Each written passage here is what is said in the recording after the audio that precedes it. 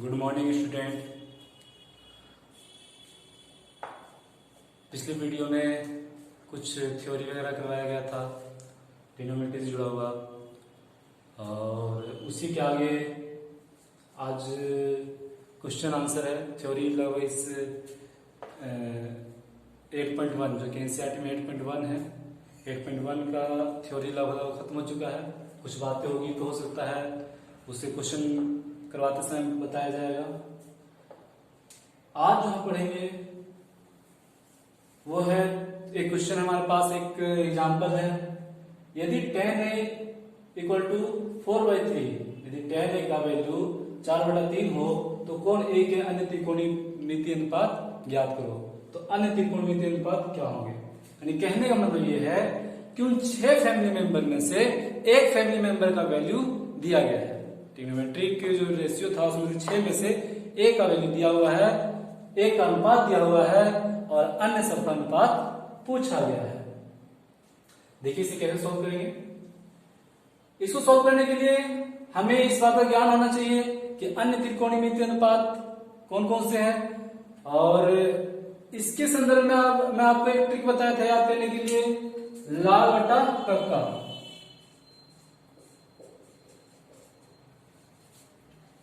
Sign के लिए था, कॉस के लिए था, टेन था, कोसेक, सेक और कॉट। ये मैं आपको बता चुका था। बस इसी को ध्यान रखना है। यदि ऐसे क्वेश्चन को आपको सॉल्व करना है तो इस बात का ध्यान रखना पड़ेगा, नहीं तो थोड़ी मुश्किल होगी आपको।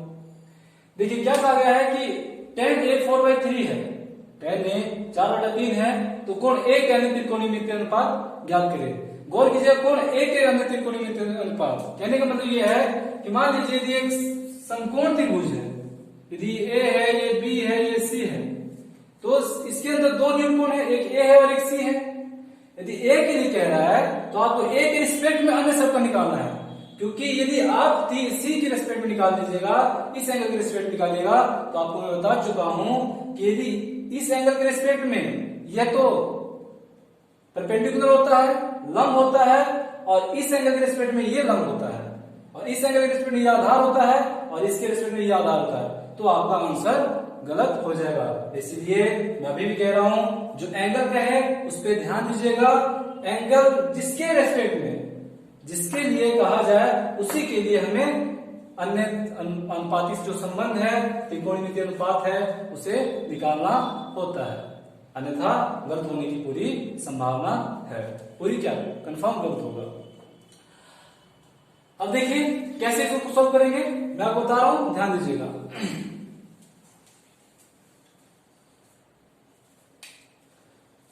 सबसे पहले जब ऐसा क्वेश्चन आए तो हमें देखिए ये त्रिकोणमितीय अनुपात है, ये अनुपात दिया हुआ है। जैसे ही ऐसा क्वेश्चन है तो सबसे पहले हमें एक फिगर ड्रॉ करना है, एक समकोण त्रिभुज बनाना है। तो हमसे एक समकोण त्रिभुज बना लेते हैं। आज कोण ए है तो एक एंगल ए रखना चाहिए, एक न्यून कोण हमें रखना है ए, तो एक न्यून कोण चाहिए, इसको भी ए मानिए। एक से दोनों में से किसी एक को आप अपनी स्वेच्छा अनुसार ए मान सकते हैं। तो इसे मैं ए ले लेता हूं और इसे बी कर देता हूं, ये सी। बी पे देखिए 90 डिग्री एंगल बन रहा है, और इसके रेस्पेक्ट में सारा कार्य करना है, एंगल ए के रेस्पेक्ट में आपको सारा का सारा कार्य करना है। देखिएगा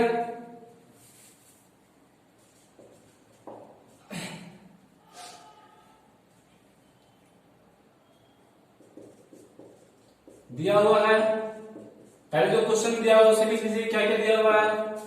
सबसे पहली इंफॉर्मेशन है tan a इक्वल टू 4/3,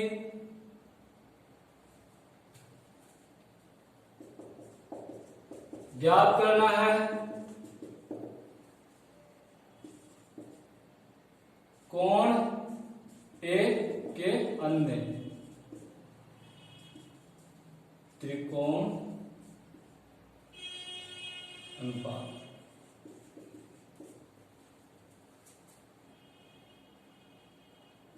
रचना में आपको क्या करनी है, सर्वप्रथम एक समकोण त्रिभुज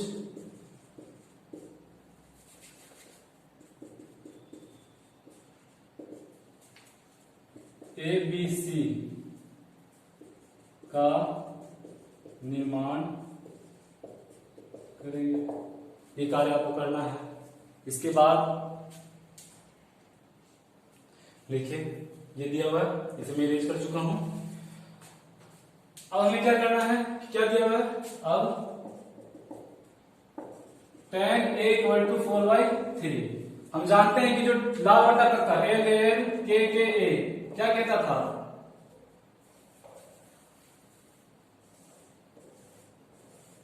ये tan को शो करता था। tan क्या है, लंब बटा आधार। इसका मतलब ये हुआ कि हमें लंब दे रहा है या आधार दे रहा है। इसका मतलब ये नहीं होता ये लंब है ये आधार है, यानी ये लंब है और ये आधार है।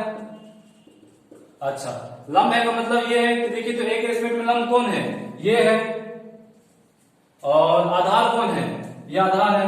एंगल ए के रेस्पेक्ट में ये लंब है और ये आधार है। अच्छा, अब समस्या ये है कि ये तो अनुपात है। क्या ये अनुपात, कहने मतलब ये कि जब अनुपात है तो इसका कुछ तो कुछ लेंथ होगा, चाहे वो कुछ भी हो, सेंटीमीटर में हो, मीटर में हो, किलोमीटर में, कुछ भी हो, बस ये तो अनुपात दिया हुआ है। लेकिन एक्चुअल में कुछ ना कुछ तो लेंथ है। तो ये इसके लिए, उसी को दर्शाने के लिए हम एक इंटीजर लेते हैं, एक पूर्णांक लेते हैं जिसे हम k का नाम देते हैं। तो ये क्या हो गया, ये 4k हो जाएगा और ये 3k हो जाएगा। ये 3k, ये 4k। कहने मतलब ये है कि ये एक अनुपात है। हो सकता है ये और लंबी दूरी हो, ये 6 सेंटीमीटर हो या 6 किलोमीटर हो या कुछ भी हो सकता है ये 8 किलोमीटर हो या 8 सेंटीमीटर हो, कुछ भी हो। यानी कहने मतलब ये है कि ये अनुपात है, पर एक्चुअल में इसका एक लेंथ है। उस लेंथ को दर्शाने के लिए हम एक पूर्णांक ले लेते हैं जो सबके लिए होगा, ताकि लेंथ को दर्शाया जा सके। इस बात का ध्यान रखिएगा। इसका मतलब ये होगा कि जो लंब है, लंब जो क्या है, लंब है BC। यहां से हमें क्या मिल रहा है, लंब BC इक्वल टू 4k और आधार AB इक्वल टू 3k, ये मिल गया। अब समस्या ये है कि ठीक है 4k और 3k मिल गया, 4k और 3k मिल गया, लेकिन अब और क्या चाहिए, अब हमें चाहिए कर्ण। कर्ण क्यों चाहिए, कर्ण इसलिए चाहिए क्योंकि हम जानते हैं कि अन्य सभी त्रिकोणीय उत्पाद निकालने के लिए हमें क्या क्या चाहिए, किसकी की जरूरत पड़ेगी, लंब की जरूरत पड़ेगी।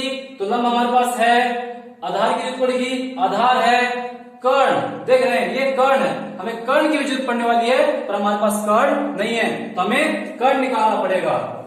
यहाँ पे कर्ण नहीं है, हमें कर्ण निकालना पड़ेगा। और कर्ण निकालने के लिए समकोण त्रिभुज पे आप जानते हैं कि कर्ण कब निकलता है, ये पाइथागोरस प्रमेय के द्वारा ही निकाला जाता है। तो आप उस मेथड से कर्ण निकाल सकते हैं।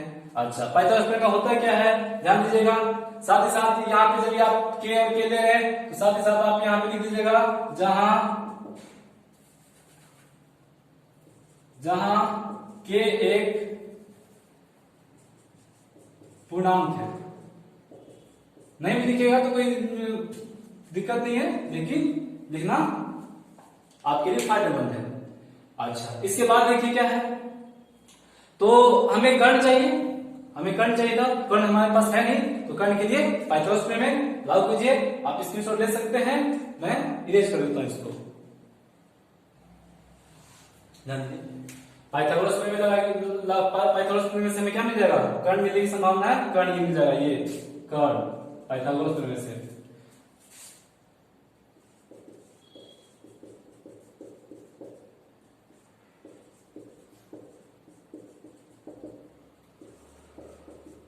कर्ण स्क्वायर इक्वल टू आधार का वर्ग प्लस लंब का वर्ग।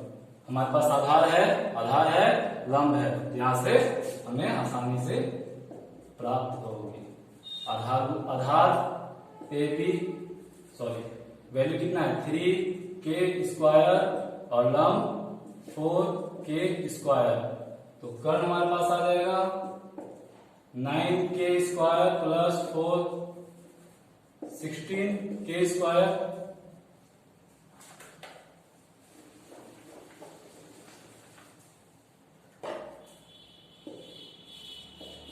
कर्ण इक्वल टू कर्ण स्क्वायर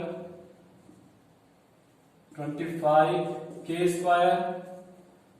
तो कर्ण का आप वर्ग ले लीजिए यहां पे।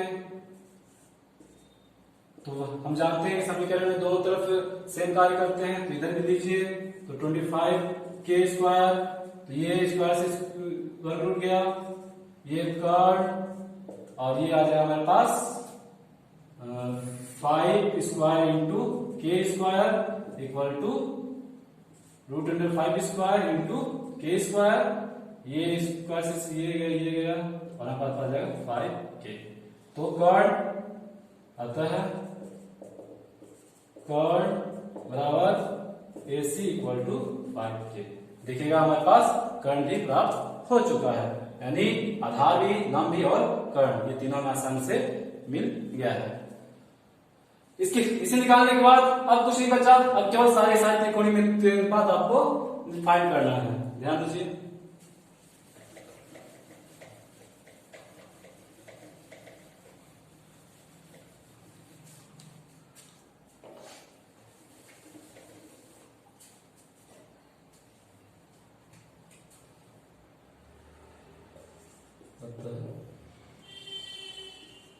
साइन ए, मैं साइन ए 10 पूछा था, ए के रेस्पेक्ट में पूछा गया है तो साइन ए, ऐसा कभी नहीं लिख सकता, साइन सी में नहीं लिख सकता क्योंकि हम मुझे ए के रेस्पेक्ट पूछा गया, सी के रेस्पेक्ट में पूछता, सी के लिए पूछता तो हम जरूर सी लिखते, लेकिन साइन ए के लिए पूछा गया है इसलिए यहाँ पे ए ही लिखेंगे। अच्छा, साइन ए क्या होता है? साइन ए होता है लंब बटा कर्ड, लंब बटा कर्ड। तो लंब कितना है हमारे पास, कितना है लंब? 5k, 5k लंब कितना है? 5k, तो 5k सॉरी लंब हमारे पास है 4k और कर्ण है 5k, ये 5k।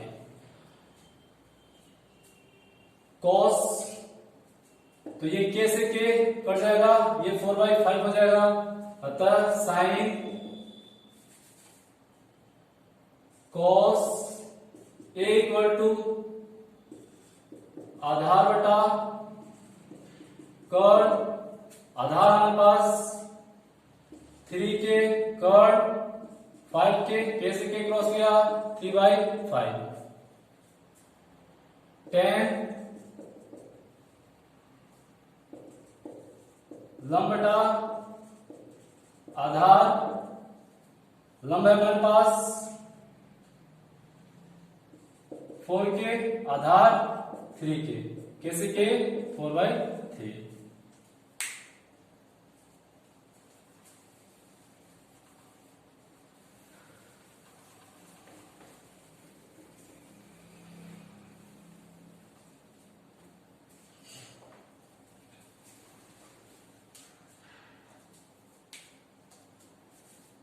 साइन हो गया, कॉस हो गया, टेन हो गया। अब देखिएगा कोसेक, कॉट निकालते पहले। कॉट ए क्या होता है? टेन का रेसिप्रोकल है, तो टेन का रेसिप्रोकल आधार बटा लंब हो जाएगा, तो आधार बटा लंब। यहां भी देख सकते हैं कॉट ए क्या है? टेन ए आधार बटा लंब, ए बटा ए, तो आधार बटा लंब, तो आधार बटा लंब क्या हो जाएगा? 3k बटा लंब 4k इक्वल टू 3/4। कॉट के बाद सेक ए, सेक कोस का उल्टा होता है, कोसेक का उल्टा होता है, तो कोसेक का उल्टा कर्ड बटा आधार इक्वल टू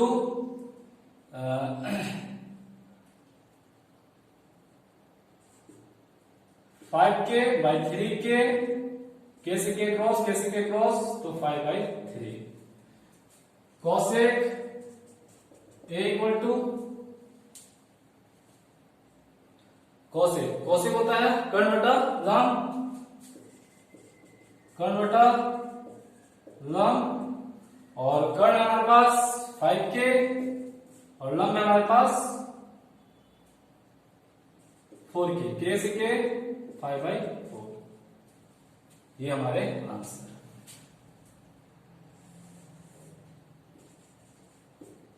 यानी अब आप समझ चुके होंगे कि किस प्रकार से त्रिकोणीय अनुपात ज्ञात किया जाता है। यानी जब भी ऐसा क्वेश्चन होगा तो आपको ये प्रोसेस अपनाना है, ये अप्रोच अपनानी है, इस प्रकार से क्वेश्चन को सॉल्व करना है। ध्यान रखिएगा, यदि वो ये कहता कि कोण सी के रेस्पेक्ट में, यानी कोण सी के लिए त्रिकोणीय अनुपात ज्ञात कीजिए, तब हम इसके लिए ज्ञात करते हैं। तो उस सिचुएशन में कर्ल तो हमारा 5 का ही रहता, लेकिन जो लंब और आधार है इन दोनों में बदलाव हो जाता, क्योंकि इसके लिए जो लंब है वो ये बन जाएगा, यानी ये भी हो जाएगा, और आधार ये हो जाएगा। देखिए इसके लिए लंब BC है, यानी एंगल ए के लिए लंब BC है, और एंगल ए के लिए आधार AB है। इस बात का ध्यान रखिएगा, एग्जाम में पूछा जा सकता है, ये कोई जरूरी नहीं कि केवल ए के लिए पूछे, सी के रेस्पेक्ट में पूछ सकता है, तो सी के लिए इस बात का आपको ध्यान रखना होगा। और फिर यदि सी के लिए पूछेगा तो इस वैल्यू चेंज होगा, ऐसा नहीं कि ए के लिए जो है वही सी के लिए होगा, ये दोनों में बदलाव आ जाएगा। देखिए ऐसे क्वेश्चन हमें काफी सॉल्व करना है और हम सॉल्व करेंगे भी, लेकिन ये एक एग्जाम्पल भी है, हमारे बुक का एक एग्जाम्पल भी है, तो इसे सॉल्व कीजिएगा और प्रैक्टिस कीजिएगा। जितना ज्यादा प्रैक्टिस कीजिएगा उतना ज्यादा प्रॉफिट होगा। उम्मीद करता हूं उतार लेंगे।